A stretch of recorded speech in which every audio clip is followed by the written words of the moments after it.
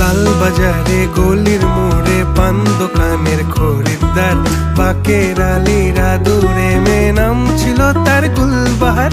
লাল বাজারে গলির মোড়ে পান দোকানের খরিদ্দার, বাকের আলীরা দূরে মেয়ে নাম ছিল তার গুলবাহার। নাম ছিল তার গুলবাহার, দেখতে ভারী চমৎকার, তুলনা যে হয় না তার হোসনে আরা গুলবাহার। বাকের আলীরা দূরে মেয়ে নাম ছিল তার